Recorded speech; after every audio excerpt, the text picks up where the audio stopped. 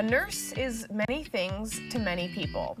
In addition to being part of a healing team, a nurse is a source of strength and comfort for patients and their families. A nurse provides expert care with patience and kindness, and usually does this despite working long hours on their feet. So it seems fitting we take time to honor our nurses, especially with COVID-19. That's the purpose of National Nurses Week. Today is actually National Nurses Day, and so we are so excited to be talking to Ray Folkrod, Chief Nursing Officer at Nanticoke Memorial Hospital, and Sarah Arnett, Chief Nursing Officer at PRMC. So I want to first off just start off by just thanking you guys for all you do. Thank you, and thank you to your teams, of course. Thank you. Thank you. We appreciate it. Yeah, so obviously we've seen, story after story about the incredible healthcare workers on Delmarva. And I just feel like our minds can't really fathom, even though, we know they're incredible, we can't really fathom what goes on. So can you kind of give us an idea of what's on their plates day to day? Yeah, sure. So kind of kicking us off, each day in healthcare is a changing day. You never know what you're walking into. It's a very rewarding atmosphere to work in. More so recently, it's been challenging as we've been dealing with COVID-19. Those challenges that we deal with day to day have increased in frequency in how we manage those patients, whether it's volume or acuity. But again, it's definitely a rewarding atmosphere. But you never know what you're going to deal with day in and day out. I bet. I have to second that. Ray's comment about not knowing what we're going to deal with day to day. Certainly, healthcare in general is ever changing. It's always something new, something exciting, and something to learn.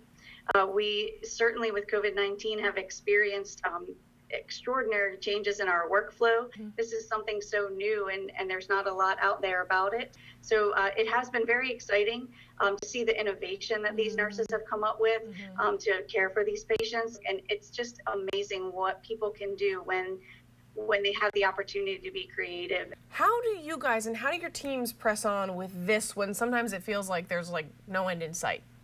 So I think for us here at Nanticoke, we lean on one another as it's kind of been a roller coaster ride in a little bit. And it's really important that we talk about the things that we're going through. But I think being there for one another and the nurses, the team has been extraordinary in being able to communicate. Yeah, we feel the same way. We have a lot of communication at PRMC. We've had a great support team with our behavioral health folks as well. They've offered to do some outreach to our staff that is kind of outside the norm. I imagine you guys have plenty of moments throughout throughout each day, maybe even, that kind of define why you got into this field. Is there anything maybe recently that stood out to either of you? Any success story is a motivator. And, the more success stories that we see every day, whether it's patients recovering from a specific illness or COVID, it reminds you that the efforts that you are making and the things that we are doing are making a difference. I bet. Yeah, after 23 years as a nurse, I could probably fill your entire show with stories that support why I chose to become a nurse. As a nurse leader, one of the things that makes this very rewarding and kind of sticks out is to see your teams be successful and to see them grow and learn and fully understand why they became a nurse or another healthcare provider if they're not a nurse. I know the community is, everybody wants to show that they're behind these nurses. How can we do that safely? Follow the guidelines and follow those requested measures that are being published out there. Wash your hands, wear your mask, socially distance. That's helping us on the front lines and protecting our staff. When patients come in, we want to be there for them. We want to be able to provide care for any patient that comes through. But one of the things that you can do to safely help us is make sure that you're following those guidelines that best protect you so that you don't become a patient. Yeah, that's great. I mean, I think that's fantastic advice. Now, let's say, I know, you guys have experience in the field. Do you have any advice for those who are maybe studying to become a nurse, or even those who are, who've been dreaming to become a nurse and they're thinking about it right now and they're watching this whole, battle against COVID-19? What would you say to those people? One thing about being a nurse is that there's so many opportunities, particularly as we look at how we're going to deliver healthcare in the future. The standard bedside nursing role may look extraordinarily different, which it already has in our COVID response.